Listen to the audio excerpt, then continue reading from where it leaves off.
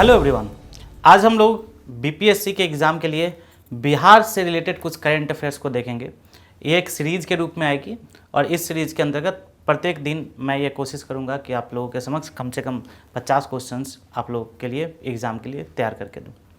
तो टाइम नहीं जाया करते हुए सबसे पहले क्वेश्चन की ओर बढ़ते हैं और जो फर्स्ट क्वेश्चन है वो ये बोल रहा है कि शहरी स्थानीय निकायों में अत्यंत पिछड़ी जाति के राजनीतिक पिछड़ेपन का आकलन करने के लिए एक ईबीसी आयोग का गठन किया गया है और इस आयोग के अध्यक्ष कौन है। देखो, क्वेश्चंस जो हम लोग फ्रेम करते हैं उस क्वेश्चन के अंदर भी कुछ ऐसे पॉइंट्स होते हैं जो कि आपके एग्जाम के पॉइंट ऑफ व्यू से काफ़ी इंपॉर्टेंट होते हैं। तो अगर पहले मैं उन चीज़ों की बात करूँ जो कि आपके एग्जाम के पॉइंट ऑफ व्यू से इंपॉर्टेंट है, तो पहला पॉइंट कि एक शहरी स्थानीय निकायों में अत्यंत पिछड़ी जाति के राजनीतिक पिछड़ेपन का आकलन करने के लिए, ठीक है, एक कमेटी का गठन किया गया है जिस कमेटी का नाम है ईबीसी आयोग और इसके अध्यक्ष का नाम पूछा जा रहा है। तो यहाँ पर आपसे क्वेश्चन पूछ सकता है कि मोटिव क्या है, ठीक है, ईबीसी आयोग का मोटिव क्या है, उसका उद्देश्य क्या है। तो इसका उद्देश्य क्या हो जाएगा, अत्यंत पिछड़ी जाति के राजनीतिक पिछड़ेपन का क्या करना, आकलन करना, ये इसका मोटिव हो जाएगा। अब पहले इस क्वेश्चन के आंसर की तरफ बात करते हैं। तो इसके जो अध्यक्ष हैं वो अध्यक्ष चुना गया है डॉक्टर नवीन चंद्र आर्य को। और मैं आपको ये बता दूं कि इस आयोग का जो गठन किया गया है वो माननीय उच्च न्यायालय पटना के आदेश का पालन करते हुए 19 अक्टूबर, याद रखेंगे आप लोग सभी लोग, 19 अक्टूबर 2022 को इसका गठन किया गया है, 19 अक्टूबर 2022 को। और इन सभी चीज़ों के, इनके सोशल स्टेटस को, जो ईबीसी आयोग है, इस ईबीसी आयोग के सोशल स्टेटस का आकलन करने के लिए एक इंस्टीट्यूट को ये काम सौंपा गया है। इंस्टीट्यूट का नाम है A N Sinha institute of social studies. नाम आप लोग याद रखेंगे, A N Sinha institute of social studies, इनको इसका कार्य सौंपा गया है। आप इसको थोड़ा सा ध्यान से देख लेंगे, ठीक है। तो ये आपका फर्स्ट क्वेश्चन था। अब हम लोग नेक्स्ट क्वेश्चन की ओर आगे बढ़ते हैं कि नेक्स्ट क्वेश्चन में क्या बोल रहे हैं। तो सेकंड क्वेश्चन आप लोग ध्यान से देखेंगे। सेकंड क्वेश्चन बोल रहा है कि राजगीर अंतर्राष्ट्रीय सम्मेलन में किसकी जयंती पर प्रकाश पर्व मनाया गया है। पहले तो आपको यह ध्यान रखना है कि प्रकाश पर्व मनाया गया है, लेकिन कहाँ पे, तो राजगीर अंतर्राष्ट्रीय सम्मेलन केंद्र में मनाया गया, ठीक है। तो आप अगर इस क्वेश्चन को ध्यान से देखें तो इसका जो आंसर होगा वो ये होगा कि इसका जो गठन किया गया है गुरु नानक, इसका जो ये जो प्रकाश पर्व मनाया गया है वो गुरु नानक देव के 554वीं जयंती के अवसर पर, 554वीं जयंती के अवसर पर इसे मनाया गया है। इसका आयोजन किया गया है, जो कि आपको थोड़ा सा ध्यान में रखना चाहिए। नेक्स्ट क्वेश्चन की ओर आगे बढ़ते हैं।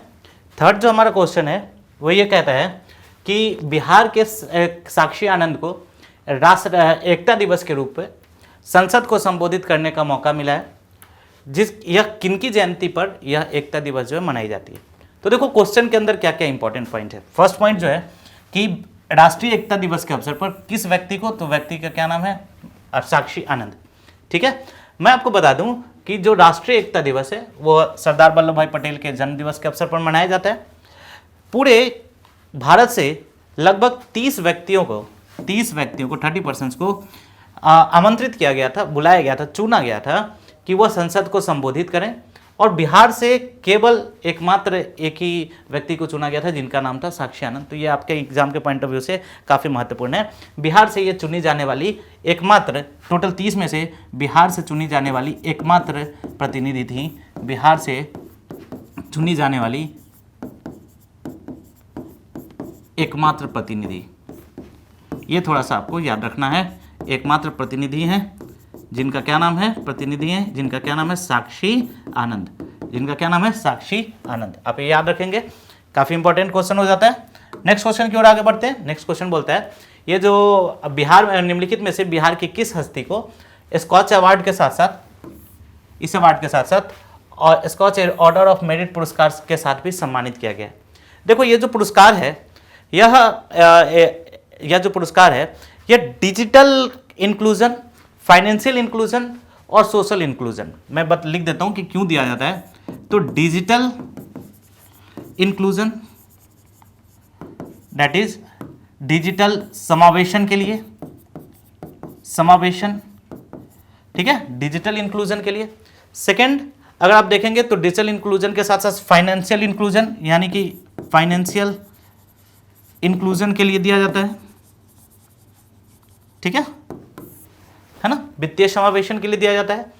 इसके अलावा अगर आप देखेंगे तो सोशल इंक्लूजन, सामाजिक समावेशन के लिए भी, सामाजिक समावेशन के लिए भी यह पुरस्कार, सामाजिक समावेशन के लिए भी यह पुरस्कार दिया जाता है। और अगर आप लोग ध्यान से देखें तो ये काफ़ी महत्वपूर्ण अवार्ड हो जाता है। और अगर आप देखेंगे तो बिहार के जो व्यक्ति हैं जय सिंह, उनको यह पुरस्कार दिया गया है। आपको बता दूं कि इनको यह पुरस्कार क्यों दिया गया है। तो इन्होंने बिहार के भूमि सर्वेक्षण परियोजना को, ध्यान से सुनेंगे, बिहार में भूमि सर्वेक्षण परियोजना को संपूर्ण रूप से लागू करने के लिए। भूमि सर्वेक्षण परियोजना का मतलब क्या हो गया? इसका अर्थ है कि जो लैंड का जो डेटा है उसका टोटली डिजिटलाइजेशन इनकी अध्यक्षता में किया गया है। और ये फर्स्ट टाइम है इंडिया, बिहार के अंदर, जिसको कि लैंड किसका कितना है उसका एक डिजिटल डेटा, एक डिजिटल अभिलेख के रूप में इसको शामिल, इसको बनाया गया है, जिससे कि क्या होगा कि जो विवाद होते हैं उन विवादों को कम होने की संभावना होगी। तो जय सिंह भूमि सर्वेक्षण परियोजना को सही तरीके से, अच्छे तरीके से लागू करने के लिए, है ना। और ये जो है वो भू अभिलेख और सर्वेक्षण निदेशक हैं बिहार सरकार के। कौन है? तो मैं ये भी लिख देता हूं, भू अभिलेख और सर्वेक्षण, भू अभिलेख और सर्वेक्षण निदेशक हैं बिहार सरकार में, सर्वेक्षण निदेशक हैं बिहार सरकार में। इनको ये स्कॉच अवार्ड जो है वो आपको दिया गया है। आई होप आपको समझ में आ रहा होगा। नेक्स्ट क्वेश्चन की ओर आगे बढ़ते हैं। नेक्स्ट क्वेश्चन जो है वो ये बोलता है कि निम्नलिखित में से किस जिले में जीनोमिक प्रयोगशाला शुरू की गई है? आपको पता होगा कि मुजफ्फरपुर के अंतर्गत कैंसर ट्रीटमेंट के का एक ये हॉस्पिटल खुला है, जिसका नाम जो है वो आपको भाभा कैंसर अस्पताल मुजफ्फरपुर है। तो वहीं पर उसी के अंतर्गत जीनोमिक प्रयोगशाला खोला गया है ना। मैंने क्या बताया, ये जो अस्पताल है उस अस्पताल का क्या नाम बताया मैंने, आप लोग को याद होना चाहिए, Bhabha cancer hospital, Bhabha cancer अस्पताल मुजफ्फरपुर में इसे खोला गया है। ठीक है, आगे बढ़ते हैं नेक्स्ट क्वेश्चन की ओर। तो जो नेक्स्ट क्वेश्चन हमारा बोलता है वो ये बोलता है कि कन्या उत्थान योजना से संबंधित निम्नलिखित में से कौन सा कथन सही है? आपने देखा होगा कि लास्ट ईयर के पेपर्स में ऐसे स्टेटमेंट वाइज कुछ क्वेश्चंस आए हैं, तो इसलिए हमने भी ये प्रयास किया है कि कुछ ऐसे स्टेटमेंट वाइज क्वेश्चंस आप लोगों के समक्ष लेकर आए। और ये जो योजना है ये काफ़ी इंपॉर्टेंट योजना है, जिस योजना का नाम है कन्या उत्थान योजना। अब देखेंगे कि इस योजना के अंतर्गत बालिका के जन्म के समय माता पिता को 2000 रुपये दिए जाते हैं, जो बिल्कुल सही बात है। और 1 वर्ष की आयु के बाद 1000 रुपये प्रदान किए जाते हैं, ये भी बिल्कुल सही करेक्ट स्टेटमेंट है। तो फर्स्ट स्टेटमेंट जो होगा वो सही होगा। तो बेसिकली कन्या उत्थान योजना है, तो ये जो बच्चियां होती हैं उनके उत्थान से, उनके ओवरऑल उनके फाइनेंशियल हर तरीके, क्योंकि उनके पालन पोषण में भी कई तरीके की कठिनाइयों का सामना करना पड़ता है, तो हर तरीके से उत्थान के लिए उनका ये कन्या उत्थान योजना की शुरुआत की गई।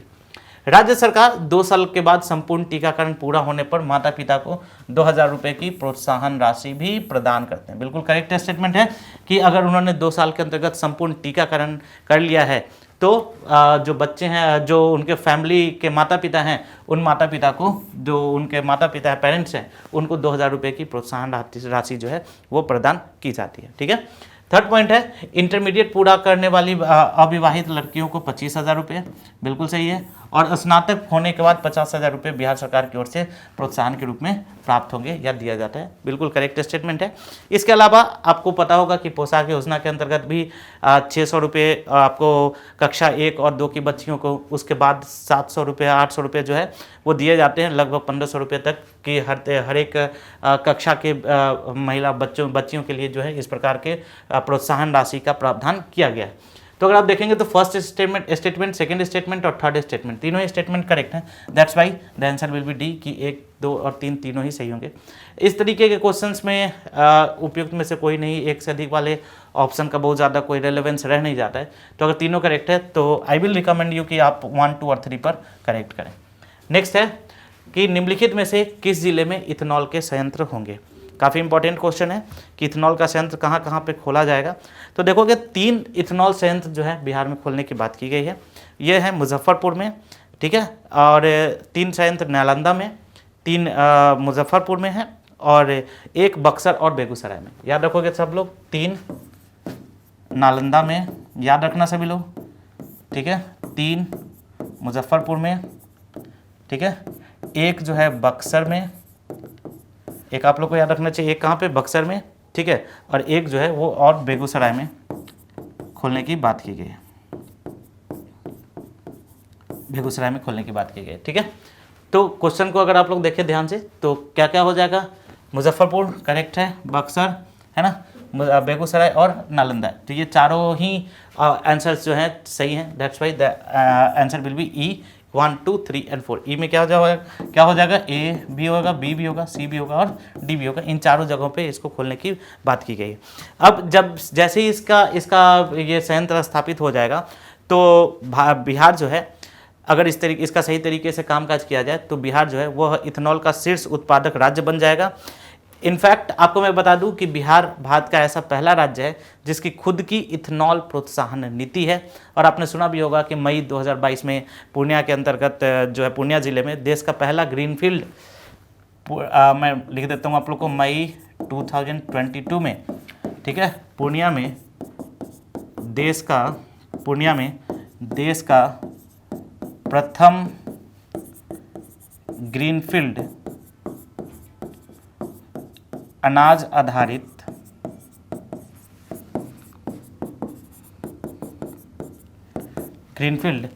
आधारित इथेनॉल प्लांट जो है, इथेनॉल संयंत्र का उद्घाटन किया गया था। कहाँ पे किया गया था, बोलो, याद रखो सब लोग, कहाँ पे किया गया था, तो पूर्णिया जिले में, ठीक है। तो इस क्वेश्चन को देखना, इथेनॉल संयंत्र कहाँ कहाँ पे लगाया जाएगा। तो मैंने बताया 3 इथेनॉल संयंत्र नालंदा में, 3 मुजफ्फरपुर में, 1 बक्सर और 1 बेगूसराय। तो आंसर विल बी ई। आगे बढ़ते हैं। और मैंने बताया कि इसके बाद जो बिहार जो होगा यह शीर्ष उत्पादक राज्य बन जाएगा राष्ट्रीय स्तर पर इथेनॉल के उत्पादन का। और बिहार एक ऐसा राज्य है, एकमात्र ऐसा राज्य है जिसका खुद का इथेनॉल प्रोत्साहन नीति है। नेक्स्ट क्वेश्चन की ओर आगे बढ़ते हैं। नेक्स्ट क्वेश्चन बोलता है, निम्नलिखित में से कौन कौन सा पर्यटक सर्किट से जुड़े जिले बिहार में है। बड़ा इंपॉर्टेंट सा क्वेश्चन है, ठीक है, कि कौन कौन सा सर्किट है जो कि बिहार के जिलों से पास करता है, ठीक है। तो मैं बता दूं, बिहार में रामायण सर्किट भी है, हिंदू सर्किट भी है, बौद्ध सर्किट भी है और गांधी सर्किट भी है। सारे सर्किट जो है वो बिहार के अंतर्गत आते हैं। रामायण सर्किट भी आता है, हिंदू सर्किट भी आता है, हिंदू धर्म सर्किट जिसको बोलते हैं, बौद्ध धर्म सर्किट भी आता है और गांधी सर्किट। तो answer will be Ramayan circuit, हिंदू धर्म सर्किट भी आ गया, बौद्ध धर्म सर्किट और गांधी सर्किट। तो आंसर विल बी ई। इसका आंसर क्या हो जाएगा, चारों हो जाएगा, ए बी सी डी चारों हो जाएगा। तो कुछ कौन कौन से जिले हैं आप एक बार कमेंट करके बताइएगा कि रामायण सर्किट के अंदर कौन कौन से जिले हैं, है ना। हिंदू धर्म सर्किट में क्योंकि बहुत सारे डिस्ट्रिक्ट्स हैं तो यहाँ पर लिखना थोड़ा सा टाइम लग जाएगा। तो आप लोग इसको कमेंट करके बताइएगा कि रामायण सर्किट में कौन कौन से जिले बनाए गए हैं। गांधी सर्किट के अंदर अगर आप देखोगे तो पटना हो गया, पूर्वी चंपारण हो गया, ठीक है, बेतिया हो गया, मोतिहारी हो गया, बेतिया हो गया, ये सारे जो है वो गांधी सर्किट के अंदर शामिल किया गया है। बौद्ध धर्म सर्किट के अंदर अगर आप देखोगे तो बोधगया है, पटना है, वैशाली है, राजगीर है, नालंदा है, ठीक है। सिमिलरली अगर आप हिंदू धर्म सर्किट को देखो तो यहाँ पर कैमूर, गया, जो इम्पोर्टेंट मंदिर हैं या लोकेशंस हैं हमारे धर्म से रिलेटेड, विभिन्न धर्म और विभिन्न लोकेशन, विभिन्न जैसे गांधी जी से रिलेटेड जो है उसको जोड़ा गया। बेसिकली अगर आप देखोगे तो पर्यटन जो होता है, पर्यटन विश्व में आप देखोगे तो आय का एक बहुत बड़ा स्रोत होता है, ठीक है। कोई भी राष्ट्र को, राज्य को अगर विकसित होना है तो वहाँ का पर्यटन जो है वह विकसित होना आवश्यक है। और हाल के समय में हमारे राज्य सरकार और केंद्र सरकार ने पर्यटन के विकास के लिए काफ़ी कुछ प्रयास किया है। आई होप आप लोगों ने प्रसाद योजना का नाम सुना होगा, है ना, आपने हृदय योजना का नाम सुना होगा। तो कई सारी ऐसी योजनाएं चलाई जा रही हैं जो कि विभिन्न पर्यटन क्षेत्रों को विकसित करने के लिए यह योजनाओं का प्रारंभ किया गया है। तो उसी के अंतर्गत ये बौद्ध सर्किट, जैन सर्किट, रामायण सर्किट, ये कई सारे सर्किट्स बनाए गए हैं। और इन सर्किट्स को में से मैक्सिमम बहुत सारे जो सर्किट हैं वो बिहार से होकर गुजरते हैं। काफ़ी इंपॉर्टेंट क्वेश्चन है। नेक्स्ट टॉपिक की ओर आगे बढ़ते हैं। नेक्स्ट है दीनानाथ शरण सम्मान। दीनानाथ शरण सम्मान जो है वो किसे दिया गया है, ठीक है। तो इसका जो आंसर होगा वो दिया गया है प्रोफेसर सुधा सिन्हा को। ये प्रोफेसर सुधा सिन्हा जो है ये एक फिलोसफर रही हैं, फिलोसफर हैं, दार्शनिक है, एक दार्शनिक है और दार्शनिक के साथ साथ ये लेक्चरर भी रह चुकी हैं और अभी पटना यूनिवर्सिटी से शायद इनका रिटायरमेंट हुआ है ना। और एक साथ के साथ एक कवित्री भी हैं और इन्हें 2022 का दीनानाथ शरण पुरस्कार जो है दिया गया है। अगर हम लोग बात करें दीनानाथ शरण जी के बारे में तो ये एक रहस्यवादी जिसको बोला जाता है, रहस्यवादी कवि थे। दीनानाथ शरण जी जो है वो रहस्यवादी कवि थे जो कि, और इनका जो रहस्य होता था वह रहस्य मानवीयता और जीवन मूल्यों से संबंधित होता था। एक बात ध्यान रखेंगे, मानवीयता और जीवन मूल्य, मानवीयता और जीवन मूल्यों से संबंधित होता था, मानवीयता और जीवन मूल्यों से संबंधित होता था। और उनके ही याद में ये जो पुरस्कार है दीनानाथ शरण सम्मान पुरस्कार ये दिया जाता है। इनको जो काफ़ी ज़्यादा ख्याति हुई थी, इनकी एक रचना थी हिंदी काव्य में छायावाद। रचना इनकी थी, याद रखेंगे, इनकी एक रचना थी हिंदी काव्य में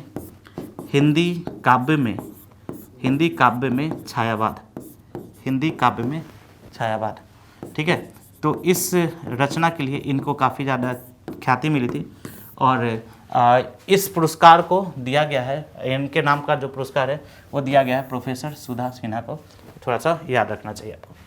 नेक्स्ट क्वेश्चन की ओर आगे बढ़ते हैं। नेक्स्ट क्वेश्चन बोलता है लक्ष्मीबाई सामाजिक सुरक्षा योजना से संबंधित निम्नलिखित में से कौन सा कथन सत्य है। तो पहला कथन है इनमें राज्य के 18 वर्ष से अधिक आयु के सभी विधवा महिलाओं को शामिल किया गया है। दूसरा, वार्षिक पारिवारिक आय 1 लाख रुपए से कम होनी चाहिए और 18 वर्ष से ऊपर की विधवाओं को राज्य सरकार से 400 रुपये प्रति माह की आर्थिक सहायता मिलती है। ठीक है, तो अगर आप इस क्वेश्चन को ध्यान से देखेंगे तो इसमें पहला तो ये बिल्कुल करेक्ट स्टेटमेंट है कि 18 वर्ष से अधिक आयु की जितनी भी विधवाएं हैं उन सभी को इस योजना के अंतर्गत शामिल किया गया है। योजना का नाम आप लोग सभी लोग याद कर लें, योजना का नाम है लक्ष्मीबाई सामाजिक सुरक्षा योजना। योजना का क्या नाम है याद करो सब लोग, लक्ष्मीबाई सामाजिक सुरक्षा योजना। ठीक है, और इसमें 18 वर्ष की आयु से अधिक की सभी विधवाओं महिलाओं को शामिल किया गया। यहाँ जो पारिवारिक आय वाला जो 1 लाख रुपए लिखा गया है, ये 1 लाख रुपए गलत है, ये 60K से कम होना चाहिए, ये जो उसमें क्लॉज लगाया गया। तो that's why the second statement will be wrong. और 18 वर्ष से ऊपर की जितनी विधवा महिलाएं हैं उनको 400 रुपये प्रति माह की आर्थिक सहायता मिलेगी, ये बिल्कुल करेक्ट स्टेटमेंट है। So the answer will B first correct है, थर्ड करेक्ट है, तो आंसर विल बी 1 और 3। राइट, समझ में आ रहा है आप लोगों को? कोई भी दिक्कत होगा तो आप बिल्कुल कमेंट सेक्शन के अंदर कमेंट करेंगे। नेक्स्ट क्वेश्चन है परिमार्जन पोर्टल निम्नलिखित में से किस सेवा से संबंधित है। अगर आप लोग को पता हो तो मुझे प्लीज़ आप लोग बताएंगे। तो एक बात मैं बता दूं कि जमीनी विवाद जो होता था, ये काफ़ी इंपॉर्टेंट क्वेश्चन है, काफ़ी वीवीआई क्वेश्चन है परिमार्जन पोर्टल। तो जो ज़मीनी विवाद है, जैसे कि दाखिल खारिज में सुधार करना, जमाबंदी में सुधार करना, नाम पता खेसरा खाता रकबा, इन सभी में चेंज करने के लिए, ठीक है, आपको एक पोर्टल लाया गया है जिस पोर्टल का नाम है परिमार्जन पोर्टल। ठीक है, तो उन सभी में चेंज करने के लिए, उन सभी में परिवर्तन करने के लिए, सुधार करने के लिए पोर्टल लाया गया है। तो ऐसे भी आप लोग को याद रखना चाहिए, एग्जाम के पॉइंट ऑफ व्यू से तो इंपॉर्टेंट है ही। तो आंसर क्या हो जाएगा, जमाबंदी रजिस्टर में सुधार के लिए द आंसर विल बी ए। ठीक है, अगर आपको थोड़ा भी डाउट है तो मैं यहाँ पर लिख देता हूँ कि जमीन विवाद से संबंधित समस्याएं, जमीन विवाद से संबंधित समस्याएं, ठीक है, जैसे खाता खेसरा रकबा जो भी है, उन सभी के लिए ये परिमार्जन पोर्टल। पोर्टल का नाम याद रखेंगे सभी लोग, पोर्टल का क्या नाम है, परिमार्जन पोर्टल। याद रहेगा सभी लोगों को, पोर्टल का क्या नाम है, परिमार्जन पोर्टल। नेक्स्ट क्वेश्चन की ओर आगे बढ़ते हैं। नेक्स्ट क्वेश्चन है निम्नलिखित में से किस व्यक्ति को तिरहुत साहित्य सम्मान 2022 से सम्मानित किया गया है। ठीक है, तिरहुत साहित्य सम्मान। तो देखोगे इसका जो सम्मानित किया गया है वो डॉक्टर अभिलाषा को किया गया है। पहले तो ये याद रख लो कि ये जो सम्मान है, ये सम्मान दिया गया है डॉक्टर अभिलाषा को। और इनकी जो साहित्य रचना है, ठीक है, कहानी संग्रह है जिसका नाम है ओ चौरी। इनका साहित्य जो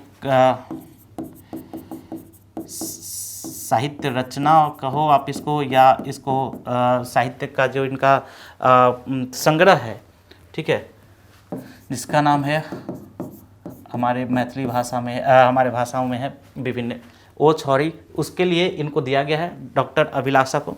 और ये सीतामढ़ी ज़िले से हैं और सीएम कॉलेज ये दरभंगा के अंदर ये कार्यरत हैं और वहाँ पर प्राध्यापक हैं। उनको दिए तिरहुत साहित्य सम्मान 2022 से क्या किया गया, सम्मानित किया गया। ठीक है। और यह जो पुरस्कार की घोषणा है मिथिला सांस्कृतिक परिषद, याद रखोगे पुरस्कार की घोषणा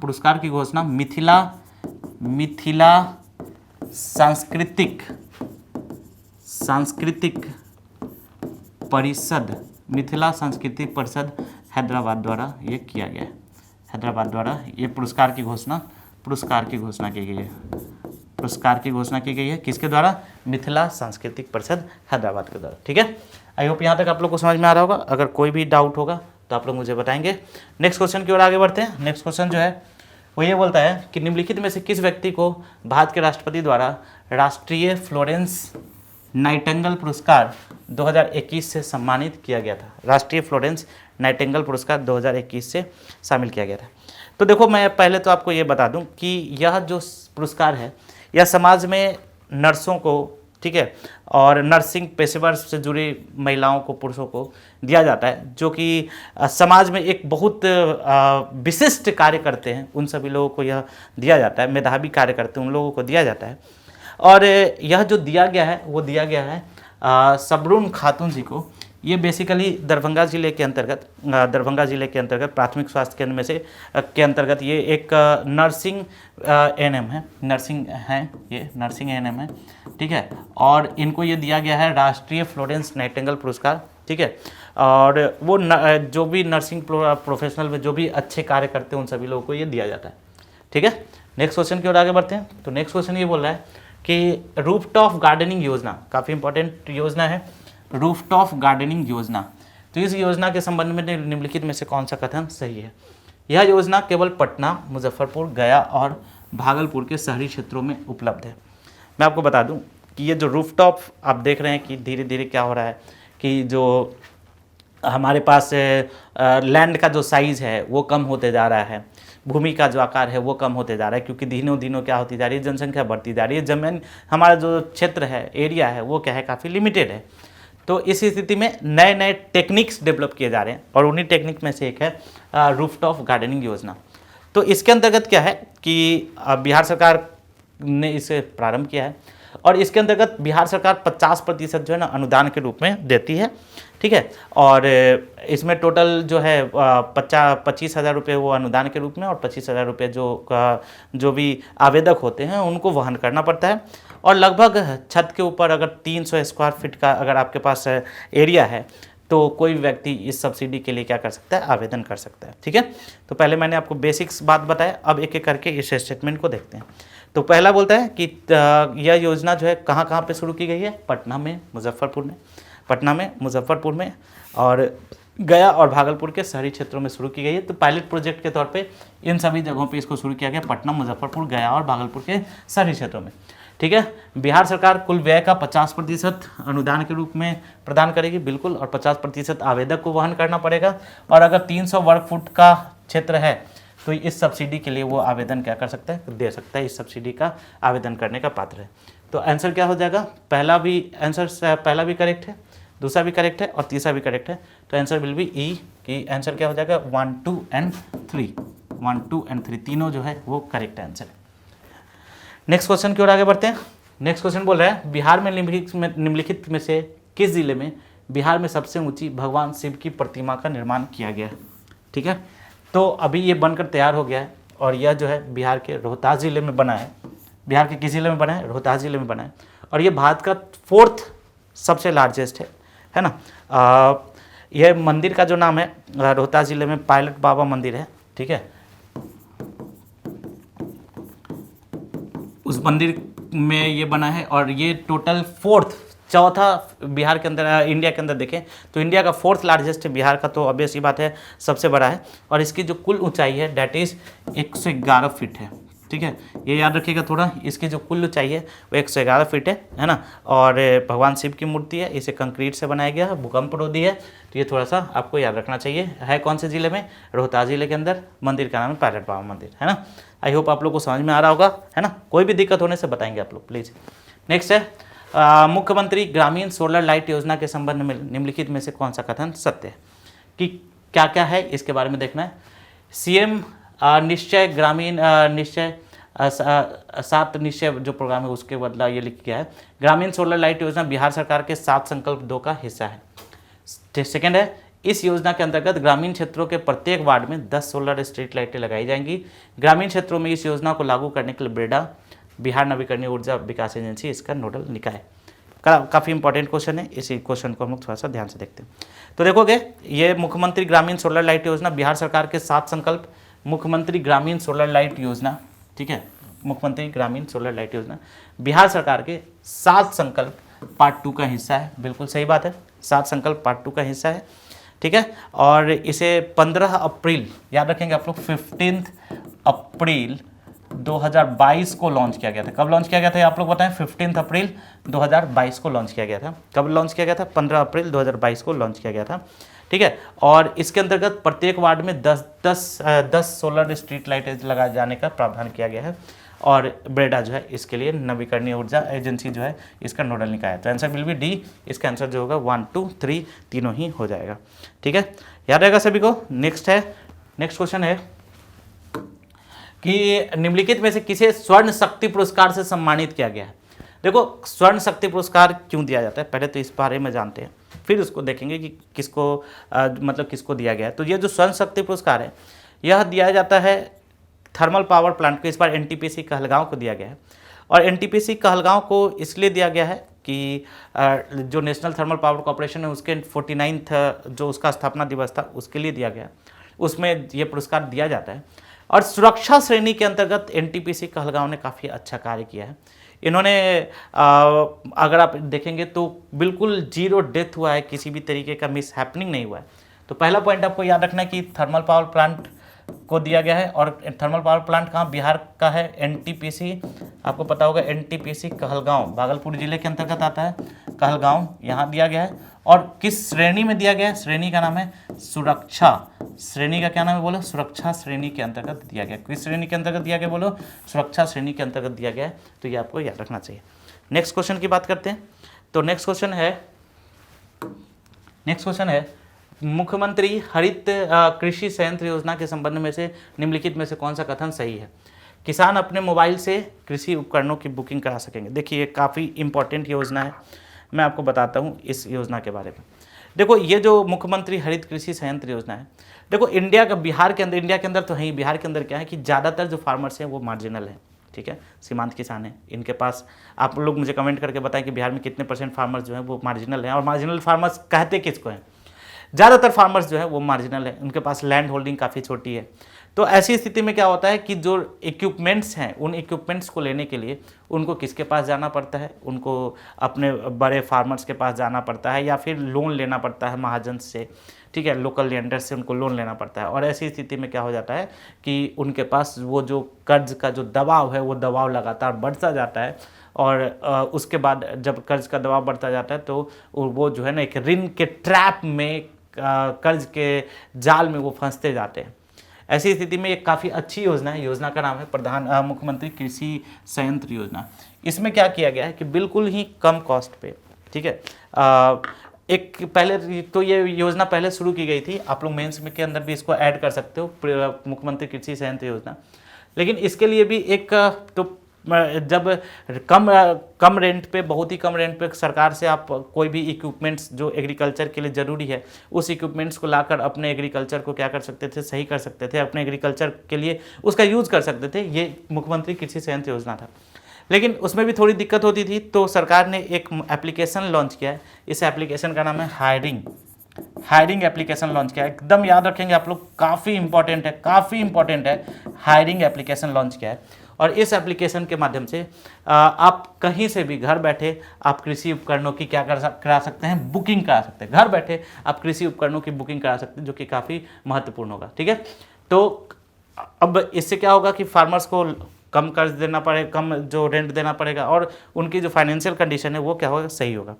ठीक है, तो अब किसान अपने मोबाइल से कृषि उपकरणों की बुकिंग करा देंगे। ठीक है, और बिहार भारत का पहला राज्य बन गया है जो छोटे और सीमांत किसानों को एक एप्लीकेशन के माध्यम से किराए पर कृषि मशीनरी उपलब्ध कराता है। ठीक है, याद रहेगा सभी को।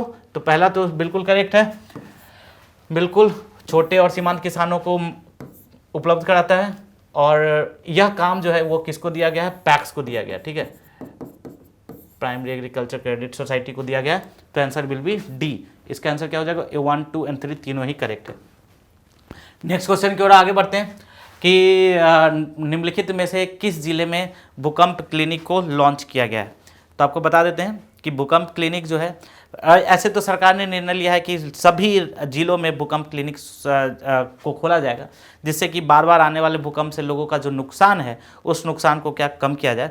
लेकिन पायलट प्रोजेक्ट के तौर पर अभी सरकार ने 3 जगहों पर खोला है, पटना, मुजफ्फरपुर और भागलपुर। कहाँ कहाँ पे, पटना में, मुजफ्फरपुर में और भागलपुर में पायलट प्रोजेक्ट के तौर पर 3 जगहों पर इसको लॉन्च किया है। इन फ्यूचर इसे सभी जगह पे लॉन्च करे जाने की, पूरे सभी जिलों में लॉन्च किए जाने की का ये टारगेट रखा गया है, और पायलट प्रोजेक्ट के तौर पे इसे यहाँ पर लॉन्च किया गया है। इसमें क्या होगा भूकंप क्लिनिक में कि लोगों को ऐसे इलाकों में ईंट्स, जैसे कि भूकंप रोधी घरों के बारे में बताया जाएगा। ठीक है, उसका कैसे उसका निर्माण किया जाए उसके बारे में बताया जाएगा, कि जो भूकंप से होने वाले नुकसान हैं उस नुकसान को क्या किया जाए, मिनिमाइज किया जाए। तो answer will B Patna, Muzaffarpur and Bhagalpur. तो तीनों मिलाकर आंसर क्या हो जाएगा, ई हो जाएगा। आई होप आप लोग को समझ में आ रहा होगा। अगर कोई भी दिक्कत होगा तो बताएंगे। लास्ट क्वेश्चन अगर हम 20th क्वेश्चन को देखें तो गंगा जल आपूर्ति योजना के बारे में निम्नलिखित में से कौन सा कथन सही है। ठीक है, तो आप अगर देखेंगे तो यह योजना बिहार सरकार द्वारा जन जीवन हरियाली मिशन के तहत शुरू की गई है। गंगा जल आपूर्ति योजना जन जीवन हरियाली मिशन के तहत शुरू की गई है। हाथीदह में पंपों के माध्यम से बाढ़ के पानी को उठाया जाएगा, और 151 किलोमीटर पाइपलाइन के माध्यम से राजगीर, तेतर और गया में 3 विशाल जलाशयों तक पहुँचाया जाएगा, और उसके बाद वाटर ट्रीटमेंट प्लांट से पानी को ट्रीट किया जाएगा, फिर राजगीर, गया और बोधगया में सप्लाई किया जाएगा। देखो मैं इस पूरे परियोजना के बारे में आपको बताता हूँ। देखो बिहार में क्या है, एक नॉर्थ बिहार है, साउथ बिहार है। साउथ बिहार में वाटर का डेफिसिट रहता है, हमेशा जल का अभाव रहता है, और नॉर्थ बिहार में क्या रहता है, हमेशा बाढ़ रहता है। तो बिहार एक ऐसा राज्य है जहाँ बाढ़ और सूखा दोनों ही साइमल्टेनियसली चलते रहते हैं। तो ऐसी स्थिति में सरकार ने एक अच्छा सा एक कदम उठाया है कि आप जो मतलब कि जहाँ पर पानी का सरप्लस है वहाँ से वाटर को कलेक्ट करेंगे। तो वाटर को कलेक्ट किया कहाँ पे किया जाएगा, हाथीदह में। ठीक है, और ये जन जीवन हरियाली मिशन के तहत शुरू किया गया है। हाथीदह में पानी को कलेक्ट किया जाएगा, और वहाँ से साउथ बिहार में 151 किलोमीटर, याद रखेंगे सभी लोग, 151 किलोमीटर पाइपलाइन के माध्यम से 3 जलाशयों तक पहुंचाया जाएगा। जलाशय कहाँ कहाँ पे, राजगीर में, तेतर में और गया में, इन 3 जलाशयों तक पहुंचाया जाएगा, और उसके बाद इसको वाटर ट्रीटमेंट प्लांट में पानी को ट्रीट किया जाएगा, और उसके बाद फिर हर जगह पे सप्लाई किया जाएगा, जिसका यूज़ हम लोग पानी के लिए करेंगे। तो आंसर हो जाएगा इसका पहला भी सही है, सेकेंड भी सही है, थर्ड भी सही है। तो आंसर विल बी ई, उपयुक्त में से एक से अधिक। तो आई होप आप लोगों ने सेशन को एंजॉय किया होगा। नेक्स्ट सेशन में तुरंत हम लोग पहुंचेंगे, मिलेंगे थोड़ी देर के बाद, और हम लोग फिर नेक्स्ट 20 क्वेश्चंस को, मैं यह कोशिश करूंगा कि ज़्यादा से ज़्यादा क्वेश्चंस को आप लोगों के लिए डील करके रखूँ। ये फर्स्ट सेशन था, ज़्यादा से ज़्यादा क्वेश्चंस आप लोग के लिए दूँ, जिससे कि आप लोगों के लिए भी क्या होगा, काफ़ी ज़्यादा आसान होगा रिवाइज करने में। टिल देन लगातार रिवाइज करते रहिए, क्योंकि ये जो टाइम है वो रिवाइज करने का है। जितना ज़्यादा से ज़्यादा रिवाइज करेंगे आपके एग्ज़ाम के लिए काफ़ी बेनिफिशियल होगा। All the best, thank you.